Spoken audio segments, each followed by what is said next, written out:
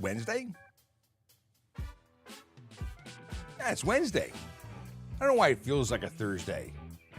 Maybe we should call and get it updated. Maybe today should be Wednesday. No, maybe today should be Friday.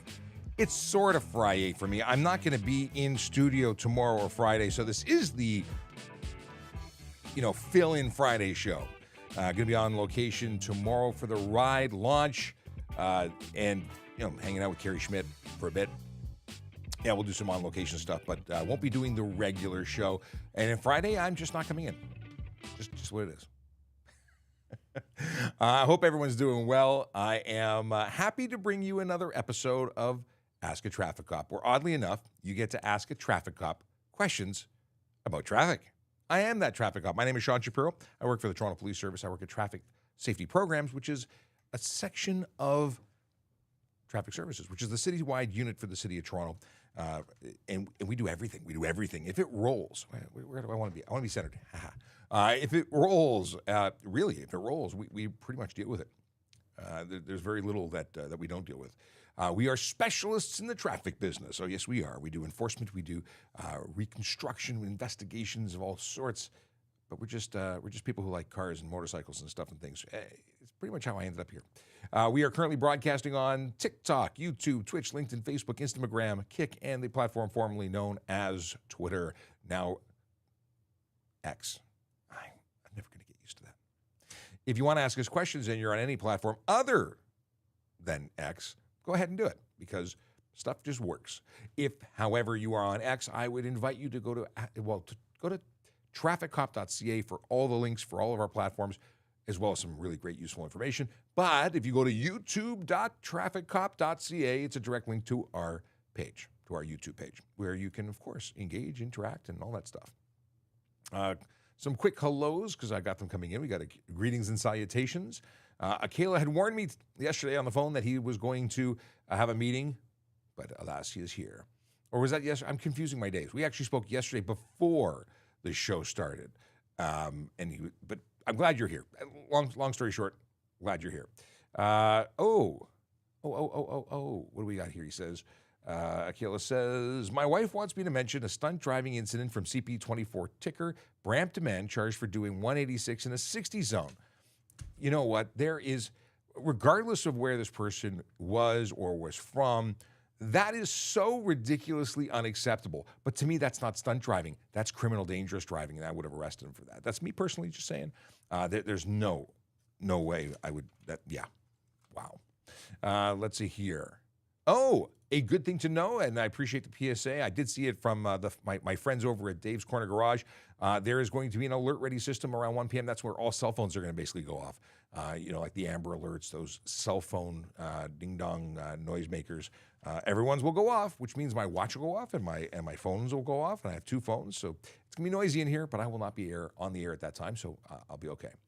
We've got Tim Shallow, who says, good morning, Sean. Lucas says, good morning. How is your morning? My morning has been great. Started off bright and early. We got here at 5:30. I had breakfast television at 6 o'clock, and we went for a little ride along at 7 o'clock. They did a clip again at 8 o'clock. Even at 5 o'clock, breakfast television and CP24 are going to do another segment. So we're going to be really busy in the news cycle today.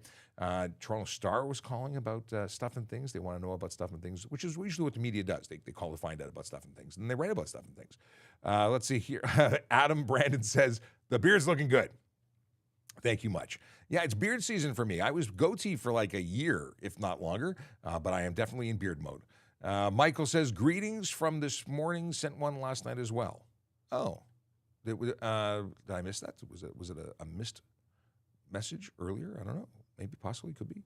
Let's see here. But either way, greetings to Michael.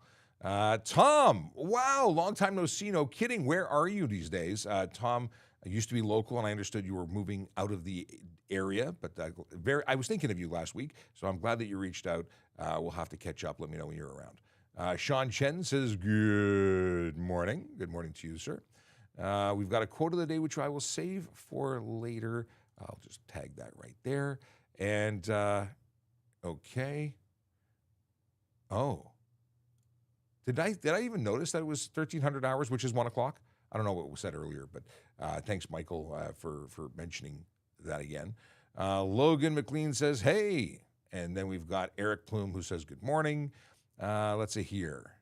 Oh, want some. So we got some questions we'll get to after the hellos. We got Tyler who says hello and Zombie. And again, I forgot to use your, I'm sorry, my life has been busy lately and I'm neglecting you, Zombie. But Zombie made an animated intro for the show, which I keep saying I'm going to use and have yet to use, and I feel bad about it. And I only, every time I see your name, I feel guilty.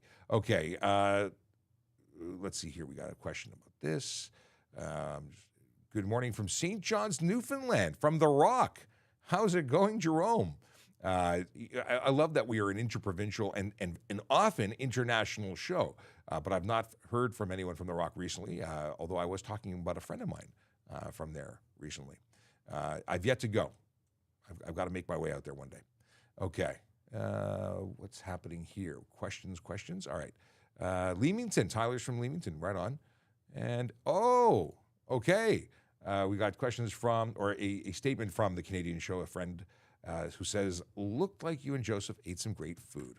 I loved that video. We had so much fun doing it. If you haven't seen the video that we're talking about, you can see it on the VoiceOver Cop Instagram page. You can actually see where Joseph and I went out for a bite to eat and enjoyed all you can eat. We did enjoy all of it. Okay, I've got to talk about Vision Zero Enforcement Team before we get in, because we've had a lot of hellos, which is awesome. I love the hellos. So Vision Zero Enforcement Team, what do they do? Well, they focus on changing driver behavior one ticket at a time. They do that by focusing on speeding, aggressive driving. They look for distracted driving. They look for impaired driving. And they are very busy.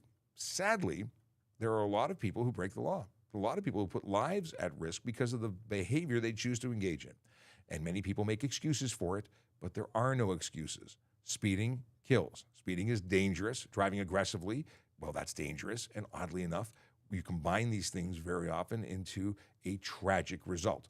Distracted driving, although there's different types of distracted driving. Let's break it down. There's distracted driving when it comes to using your cell phone entertainment device or having a screen visible to a driver, and that's what applies to the law, specific charge.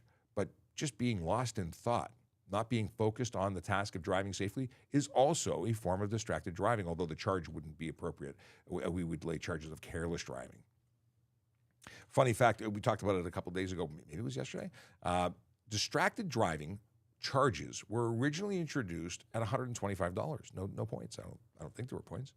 And it was a lesser offense than careless driving, which would also be appropriate. Over the years, since people can't seem to control themselves, that lesser ticket has obviously morphed and now is a greater charge than that of careless. Careless has a big ticket price and has a lot of points involved. But the distracted driving charge is $615, comes with a 3-day suspension and three demerit points on conviction for a first offense. It goes up to 7 days and 7 demerit points, I believe. Yeah, it's expensive, but careless driving is still appropriate. And the two could be laid in conjunction depending on the observations made by an officer. Just saying. So before I keep going on, because I've gone down this rabbit hole about stuff and things, I kind of do that on occasion. Today is the 15th of November. Yep, that's what it says. Watch has confirmed it. And the officers in the Division Zero Enforcement Team, dedicated as they are in 11 Division and 33 Division. Those are the neighborhoods of Junction, Weston, High Park, Ronsonsvales. We got Parkwoods, Donalda, Bayview Village, York Mills, neighborhoods where real people live, work, and play and deserve to be safe. And we announce where they're going to be every day. We do that because we want those communities to know that we're out there looking out for them. You'd want to know when we were in your neighborhood to protect you too. Now, this is not to say that we are not anywhere else. The divisional officers in every division across the city are working to keep their communities safe, but these are officers going to add extra person power. Is that a thing? I think it is. They're out there augmenting the work being done by those divisions, and the result is good work. Over 200,000 tickets issued in the city of Toronto this year for various charges. Many of them are cell phones, aggressive driving, and speeding, oddly enough. Speeding being the number one. Okay. A little later on the show, we're going to talk about recruiting, because I talk about it every single day, because it's important. And there are many people who have questions about it.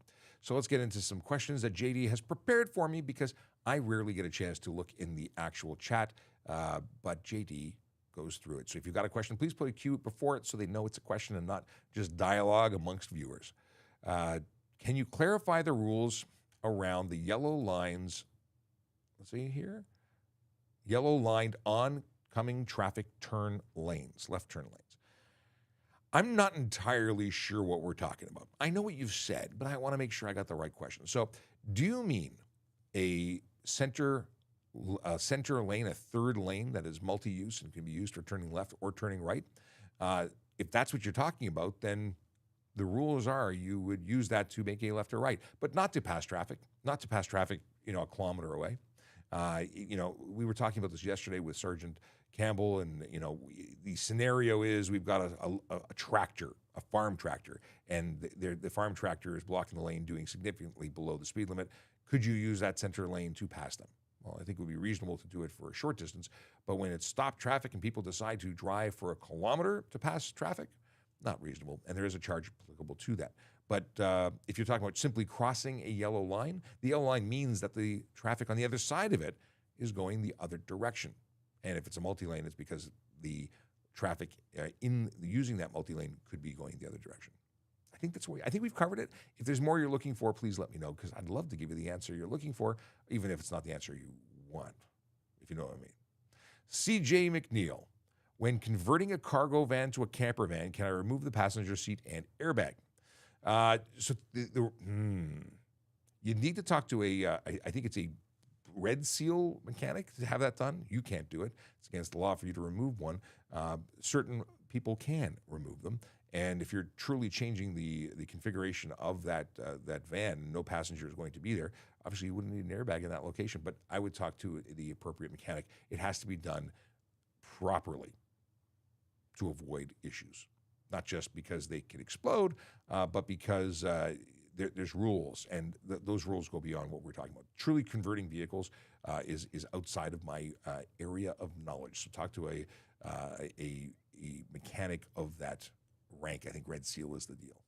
Red Seal's the deal? Yeah. Lackveer says, I made a rule for myself not to go 20 kilometers over any time the speed limit.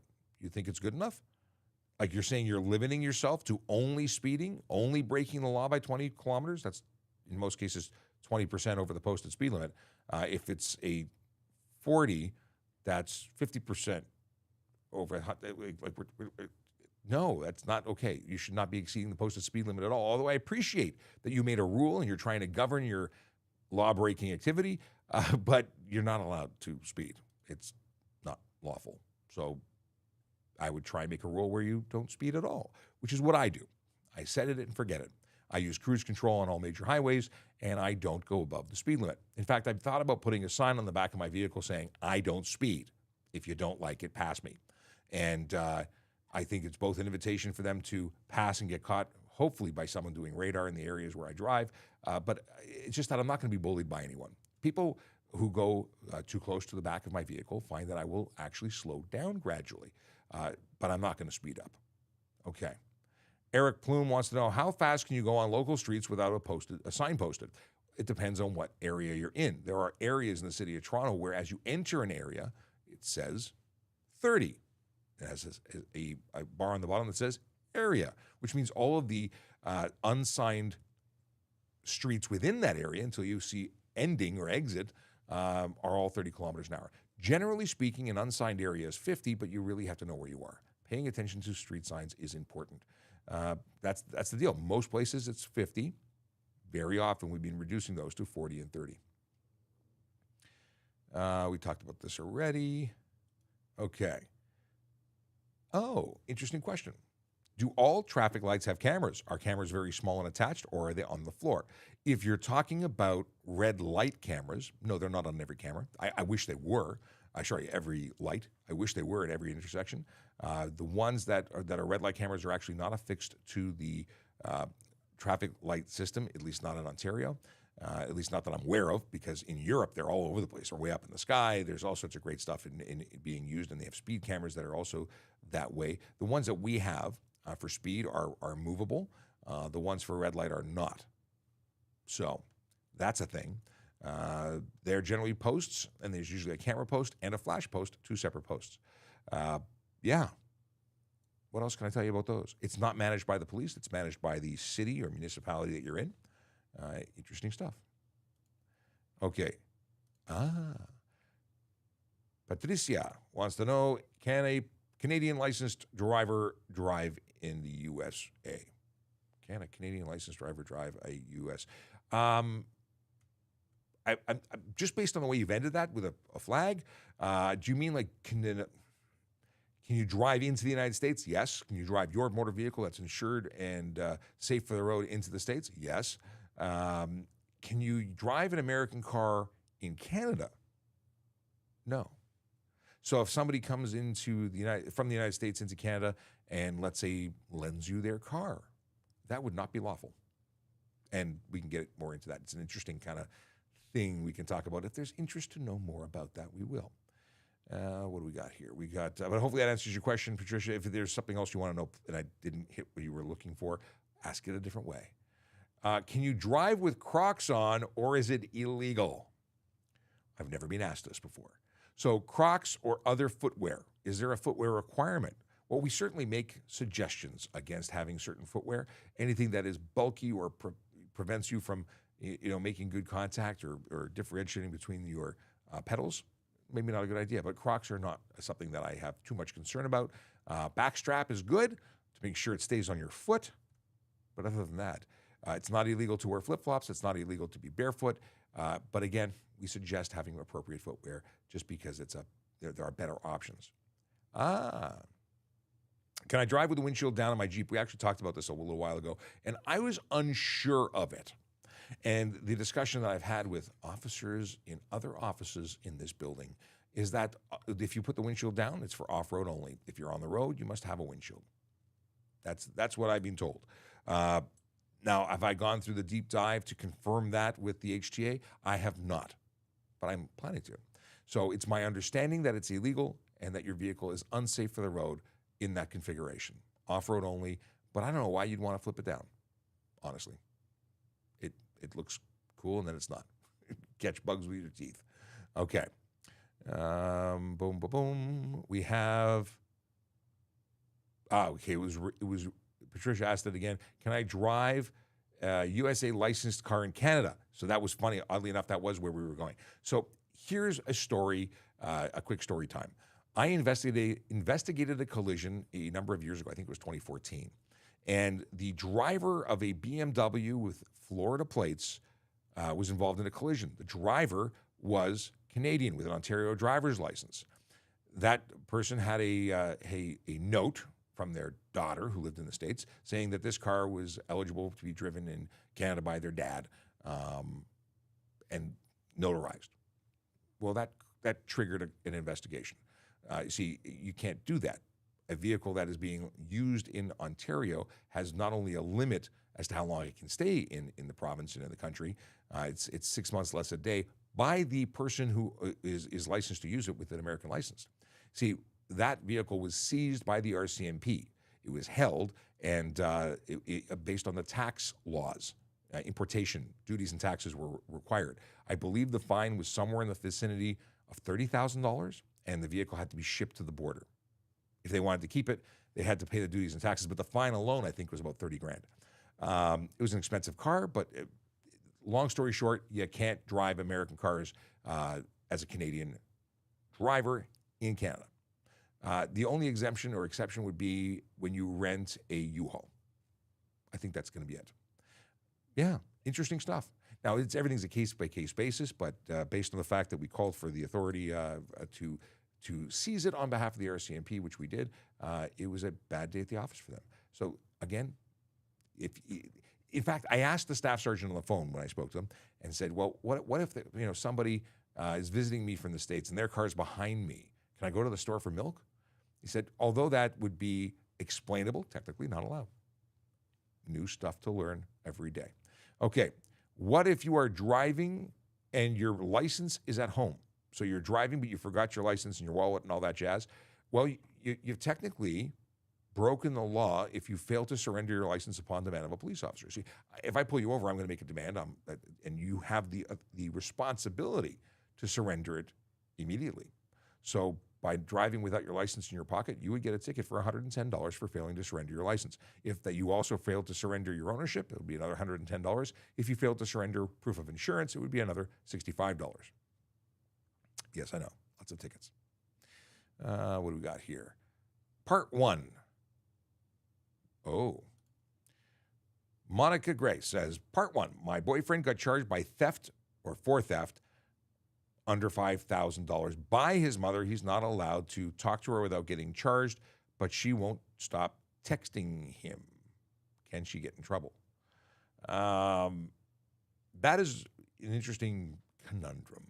So if he can't talk to her without getting charged,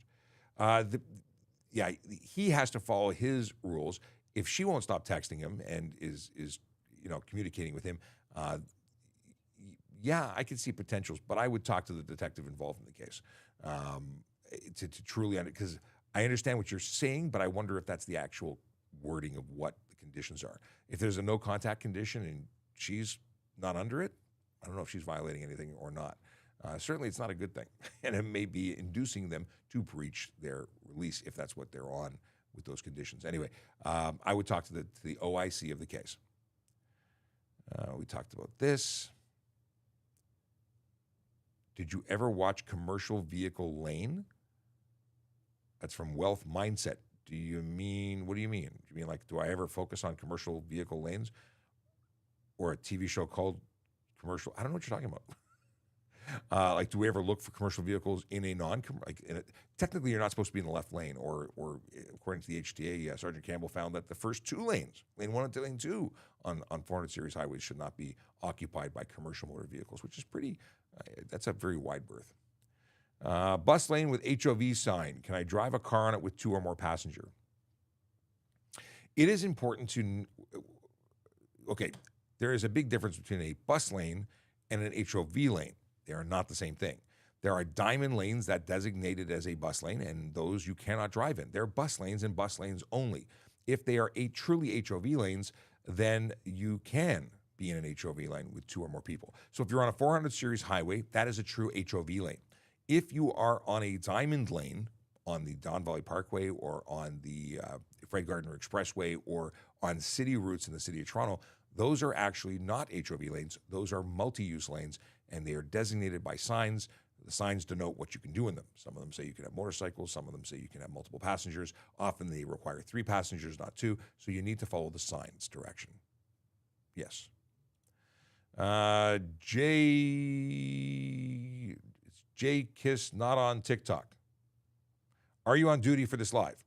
I am, in fact, on duty for this live. I'm a police officer who works as a media relations officer and traffic educator. So this is part of my duty, and I do this daily from 10 to 11, sometimes longer, sometimes shorter, sometimes not at all, because I have a multitude of duties, and this is just one of them. Although it's one of my favorite ones, it is not the only thing that I do. So, yes, I am on duty when I do this, although I often am answering questions while I'm off duty, just because I like y'all so much. Not everybody, my family doesn't like when I'm busy texting answers on the couch. They kind of think I'm off duty and should just put the phone down. Sometimes I do. Sometimes I'm just dragged into it. Good questions that come up. Your thoughts on drivers who flash others warning there's police officer ahead? Well, if they're really just worried about the safety and security of the police officer who's up ahead because they're working on the road or they're investigating something, well, that's really kind of them. But that's usually not what's happening. Usually it's trying to tell people that we're out there doing enforcement and they want them to change their behavior so they don't get caught for breaking the law. For those people, I'm not impressed, because what they're doing is they're warning lawbreakers, violators, to change their behavior temporarily to avoid detection and taking responsibility for their actions. So what they tend to do, the people who see the flashes, is slow down, pass the police, and speed up again. What that person has, I'm sure with all the best of intentions, trying to be a good neighbor, avoided that person from getting caught for speeding. Usually that's the offense. And then they continue speeding later, which puts lives at risk. So you're actually promoting unsafe driving. So that's my thought. If you are flashing someone to tell them that there's a radar trap, you are contributing to unsafe roads. And you could indirectly be responsible for taking a life. Because if that person goes on to hurt somebody because you didn't get them caught, didn't allow the chain of effects by getting them a ticket and having points and all the things that come with it that might have changed their driving behavior, well, you've contributed to an unsafe road. So I don't think much of that, at least nothing positive. I have actually a lot of thoughts on that. Just none of them are happy thoughts. Okay. Do we need a front license plate if we're moving from Saskatchewan where we only have rear?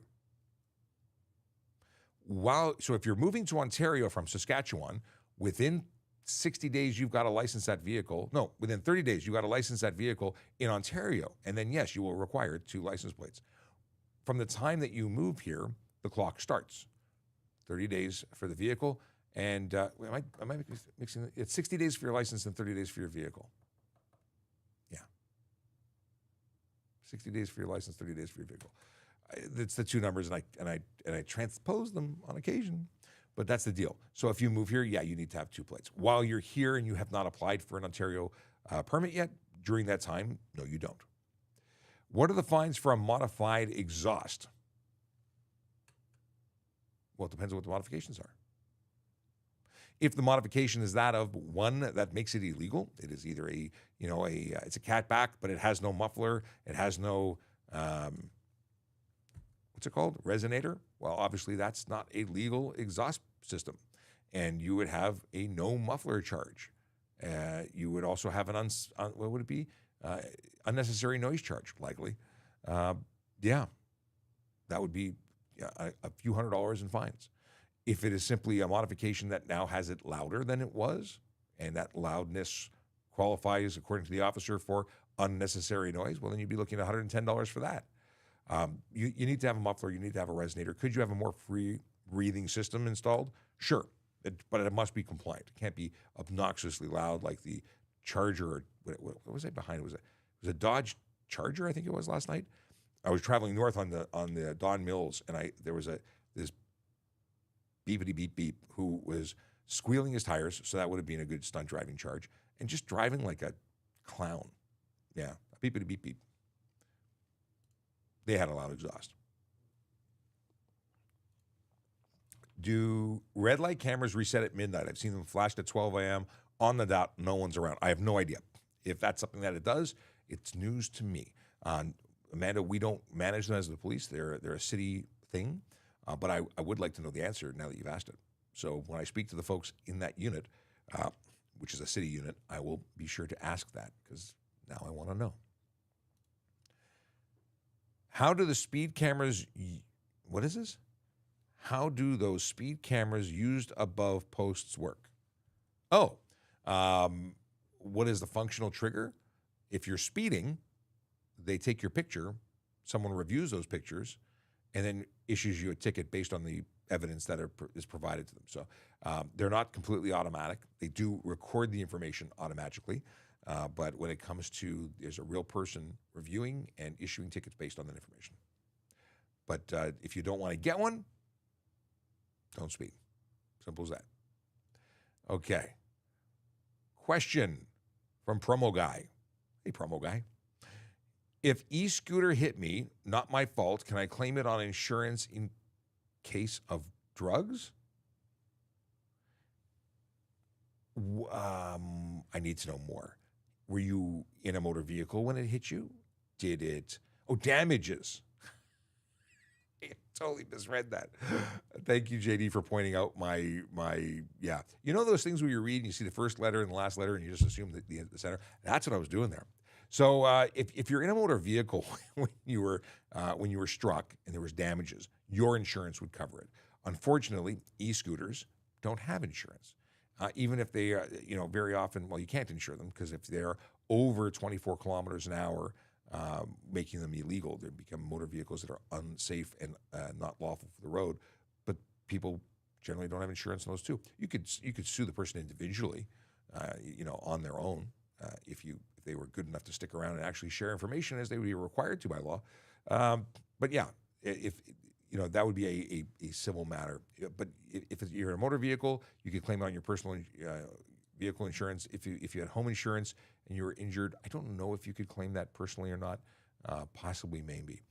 It's pretty sad that we have to now worry about the damages that others cause for driving vehicles around that are uninsured, but in some areas lawful.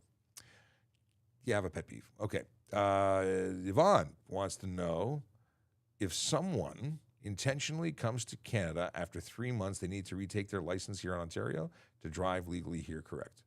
Internationally, not intentionally. If someone internationally comes to Canada after 3 months, they need to retake their license here in Ontario. Not necessarily. So if you are coming from a country that has an agreement with Canada, or specifically Ontario, many places allow you to exchange your driver's license for another. If you are someone who has moved here, then yes, after 3 months, you are required to, 60 days, sorry, you are required to apply. If you're a resident now, you've moved here, you need to apply for an Ontario license. If there is no exchange system, like if you're coming from the UK, you would just give us your license or give the administrator your license, you'd get an Ontario license, straight trade. United States, straight trade. China, I believe it's a straight trade. But many places are not going to get that trade opportunity. You might get an accelerated version where you can do your tests without waiting because you have experience. But very often you have to start with a G1 and start all over again. So it took me a couple seconds to decode everything that I was thinking and saying and doing. But yes, it depends. But 3 months, I believe it's going to be, if you're visiting, you can stay longer using your license. But if you're a resident, it's 60 days. And many people have been driving with international permits, and they're not licensed at all. Once you're a resident, you have different rules. And once you apply for a G1, you don't have an international license anymore. Your license from your foreign or origination country where you're licensed does not apply. You would be charged as though you were a G1 driver. I think I've conveyed all the information in my noggin there, but yeah, if you need me to go over that again, feel free to reach out. Okay. Saeed Shah has a question.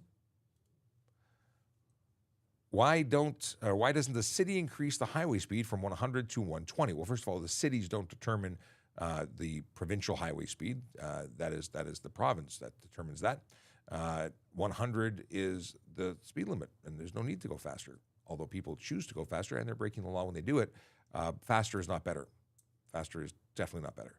Some areas have been determined that they are, in fact, safe at 110, and in those areas, they have raised them. They did a pilot project and then permanently raised those areas to 110 kilometers an hour.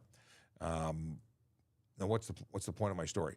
The city, however, like the Don Valley Parkway and the FGX, are actually city highways or expressways or controlled access routes.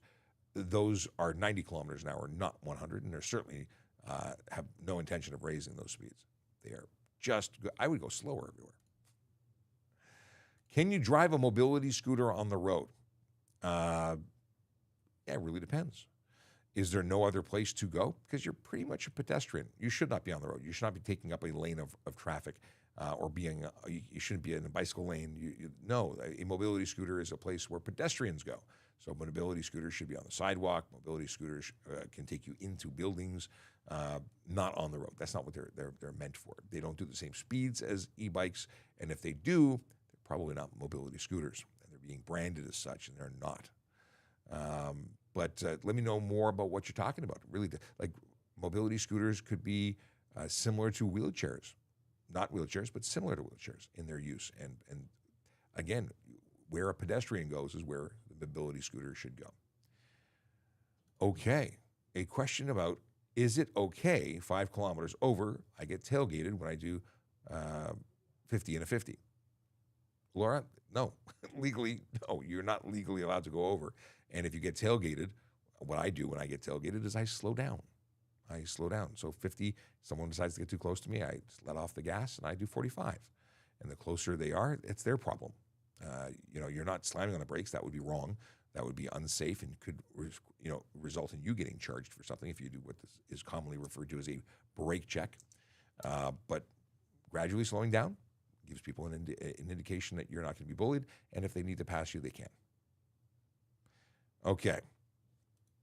Since we're just past the halfway point, I think it's an opportunity to reintroduce myself. So I will. My name is Sean Shapiro. I'm a police officer with the Toronto Police Service, and I talk about traffic safety, traffic law, and police stuff every single day, except the next 2 days when I won't be here. Okay, I will be talking about traffic safety. I just won't be doing the live stream as we're doing it today. That will return on Monday, I believe. Tomorrow I'll be on scene, on location for the ride launch. We're talking about ride season. Now, truthfully, ride season is every season. We do ride checks and conduct enforcement and the hunt for impaired drivers all the time. It's not just ride season. But the holidays are upon us, and we tend to talk about it more now.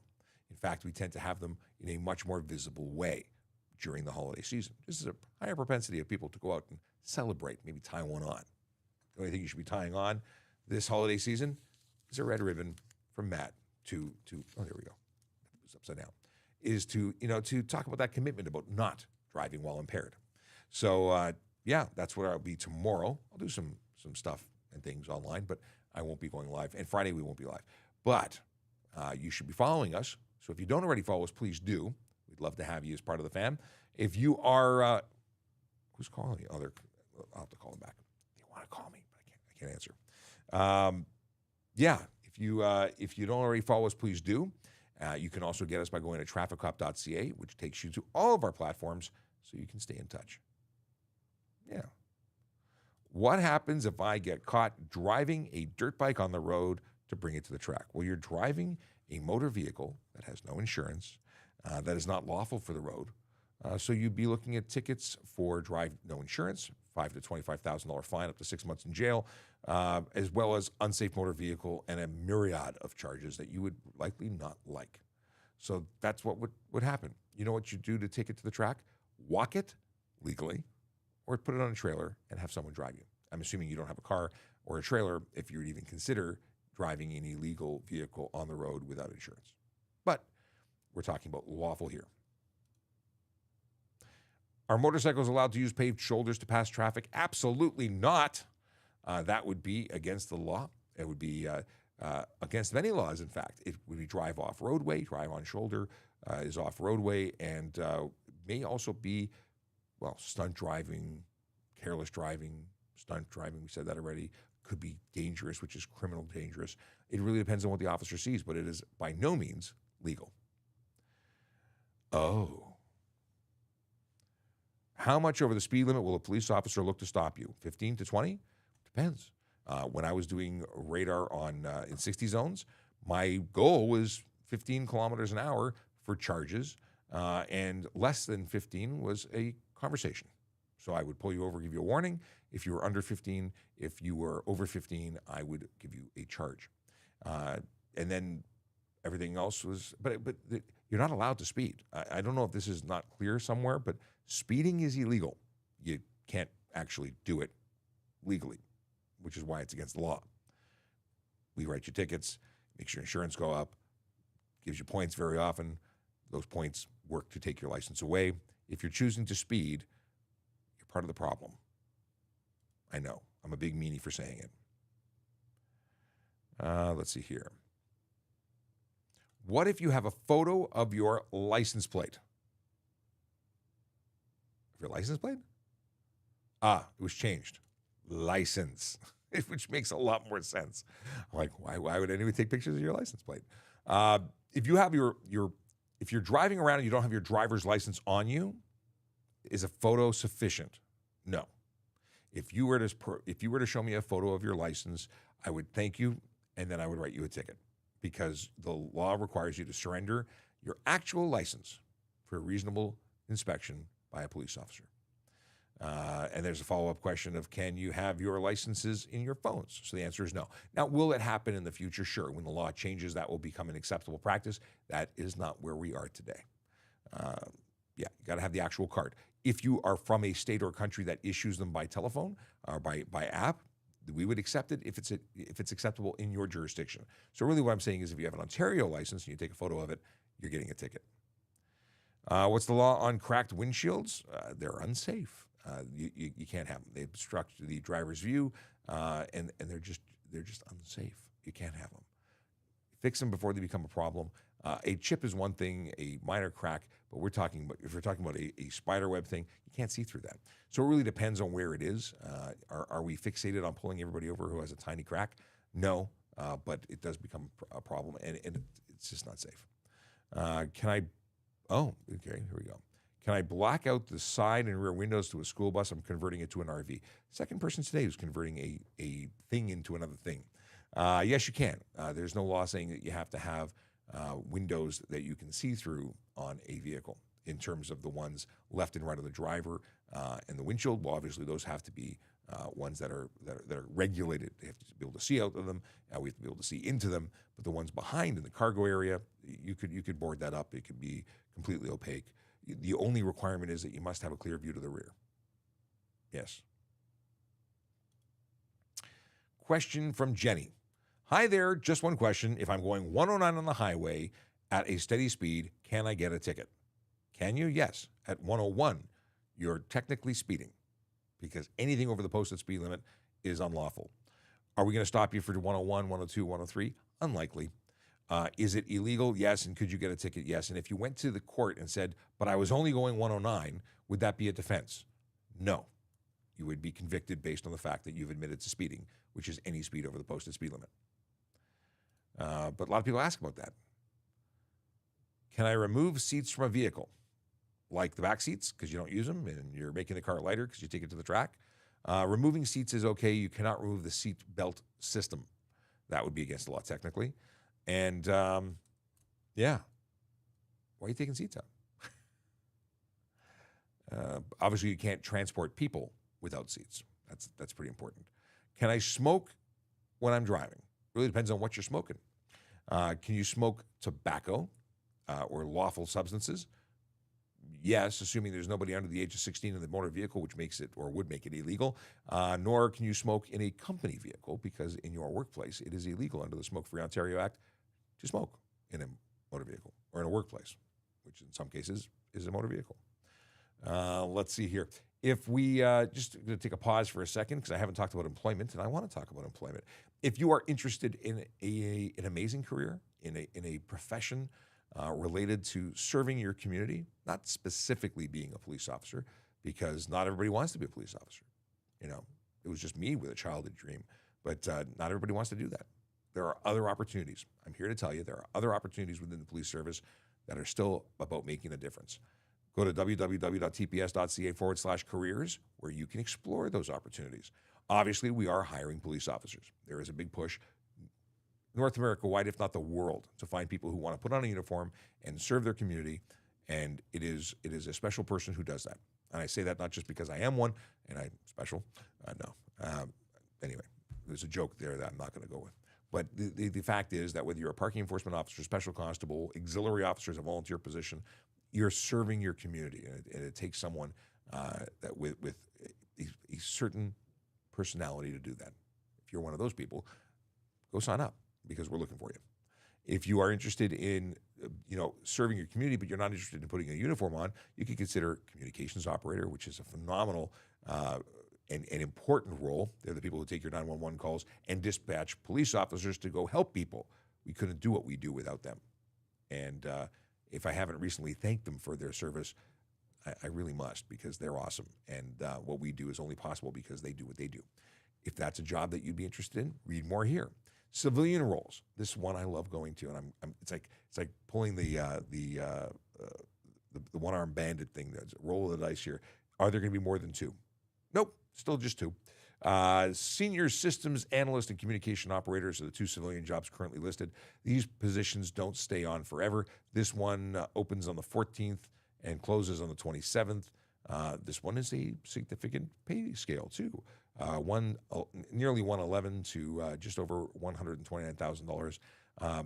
All the responsibilities and requirements are here. If this sounds like something you'd want to do, check it out. Go apply before the posting comes down because it will not be there forever. Yes. Oh. Do international students have to change over to a Canadian license? Technically not permanent. It is not about being permanent. It is about being a resident. And while you are a resident in the province of Ontario, you must, if staying here more than the 30 days, get an Ontario license. If you are in Quebec, they have a different set of rules. If you're a student in Quebec, you maintain your license from the international source that you started in. Different rules for different provinces. Know before you go. You can get more information by going to trafficcop.ca, go down to useful links, and there is a link there about newcomers to Canada, driving in Canada. That's where you want to get it. But if you're in Ontario, you got to get a license. Elsewhere, could be different rules. Let's see here. Can a South African, let's see here. Can I drive a South African vehicle with right-hand steering in the U.S.? Boy, we've gone all over the place. We're in Canada, just so you know. I'm positive that you can do that in the States, but I don't know the rules around it specifically. I know that they exist there. In Canada, if it is more than 15 years old, you can, in fact, import it. And there are right-hand vehicles in use here. Now, I can speak again about here in Ontario. If you have a vehicle that is right-hand drive and does not have functioning signals, you must have a placard out the back that says right-hand drive, and the odd and unique and fancy or weird, whatever it is, reason for that is because you must use hand signals, and the drivers of other vehicles will be looking for the left-hand side of your vehicle for your arm out the window, and if you are in a right-hand drive car, that's where you'll be signaling from. Anyway, I thought that was neat. I might be the only one. Okay. Provided the phone is in a holder, am I answering hands-free? Can I legally answer a video call? The answer is no. Video calls are not permitted. That would constitute having your camera and screen on, other than to see the lock screen, the telephone screen, or the, what is it called? GPS screen. So video screen, having a screen visible to driver is unlawful. It would be distracted driving, and that would result in a $615 ticket with a 3-day suspension and 3 demerit points on first conviction. There you go. Can you? Oh, so this is a Tom question. Can you cut through parking lots to skip a red light? Depends. Obviously, it's not a good practice. If you are going to cross a sidewalk or enter a roadway in Ontario, you must come to a stop. So you're not preventing much, and you could be ticketed for not stopping when, in that situation. You could also be trespassing. I've seen situations where gas stations post signs that say no trespassing. Obviously, that's to combat people cutting through. Is it safe? Is it a good idea? No. Is it specifically illegal? Well, let's say you were pulling into a gas station to get gas, and then you saw the price and you changed your mind. Is that against the law? No. So it really depends. But be safe if you're doing it, because you're going to be responsible for everything that happens. What is the difference of being a cadet and a recruit constable? Well, we are cadets. Okay, so a recruit constable is considered a cadet in training. And if maybe some services had different titles for different things.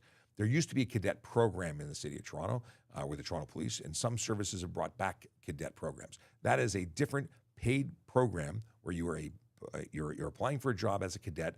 You do different jobs while you are a cadet, and then you can apply for police constable.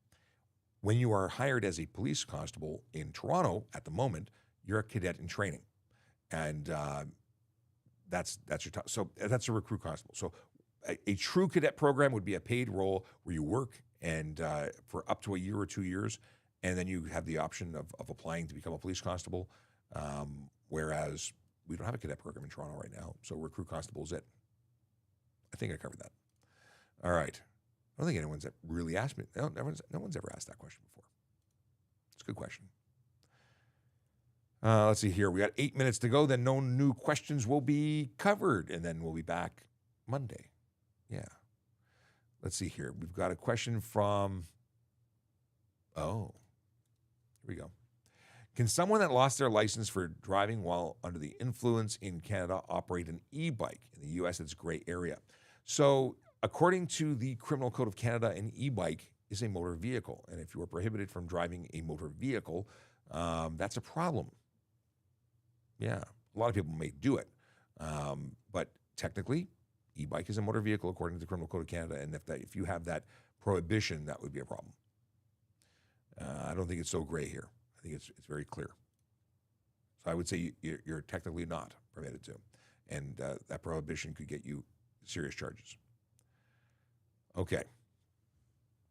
If a red light camera is legal in court, why are school bus red light cameras not? Kathy wants to know. Well, actually, they are. The laws have just been changed in Ontario to accommodate a new charge that is a school bus red light camera. And some jurisdictions are rolling that out. Not all jurisdictions obviously have that. I don't believe we have it in Toronto, but I really look forward to it because it's a major problem. People don't seem to care or pay attention when our most valuable and precious commodities, our children, commodity is the wrong word, cargo, that's a better word.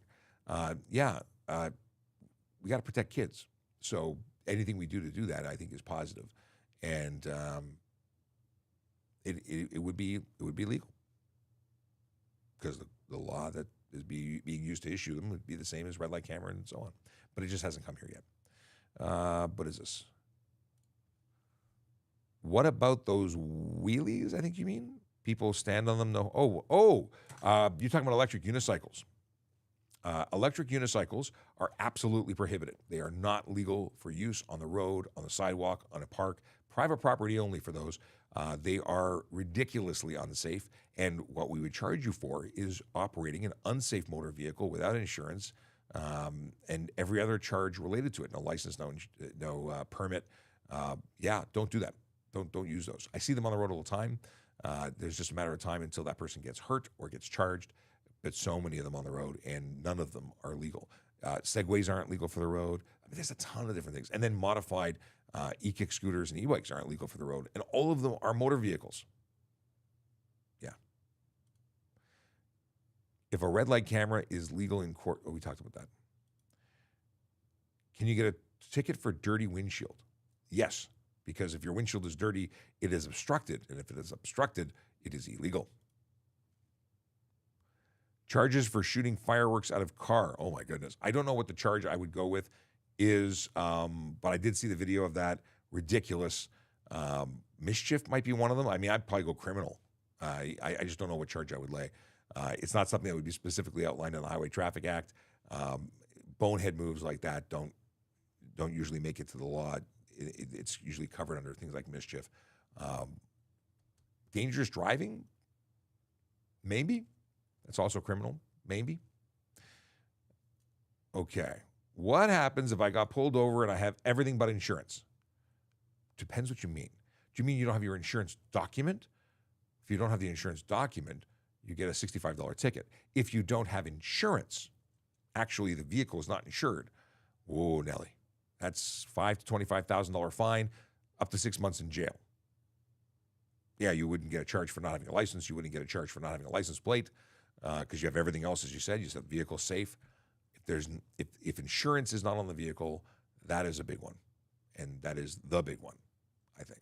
And we'd absolutely lay it, and then you would not be able to drive that vehicle, or you get charged again. You'd have to get a tow. Yeah, that's the story. Okay, I think we've covered everything. I think we're ahead of the game. I'm going to take a peek and see if anything's cooking here. I think that's a reasonable question to jump on. Can insurance companies force you to use snow tires? I currently use AT on my pickup. I don't know what AT, all-terrain.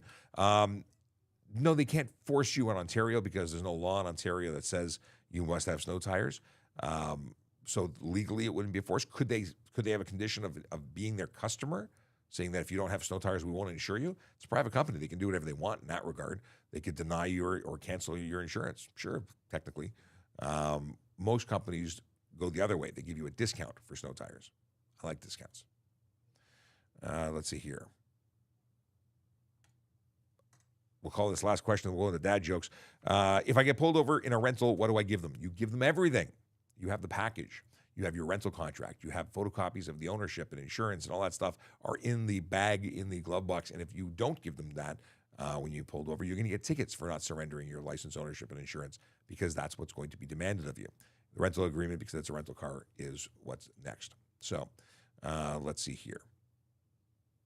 Oh, just because I think it's a great question, we'll go with this one too. Jess wants to know, what are your thoughts on dogs in the car? I've seen so many dogs and owners' laps while driving. The answer is, I love dogs, And the safest place for them is either in the back seat, tethered to a seatbelt system with a restraint, or in a carrier, in a crate in the back seat that's secured.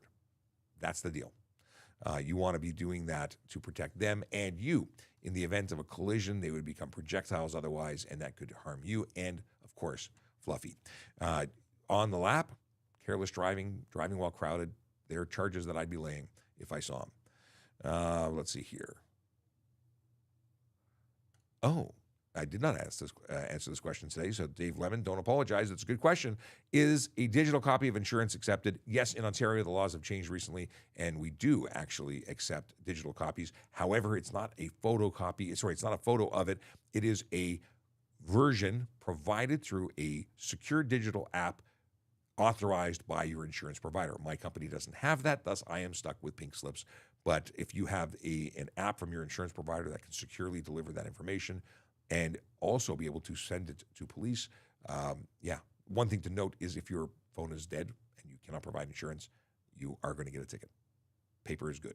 Paper doesn't require batteries, just saying. Okay, Chase is making us all jealous because apparently he's watching from beautiful Banff. 2-hour difference is enough to...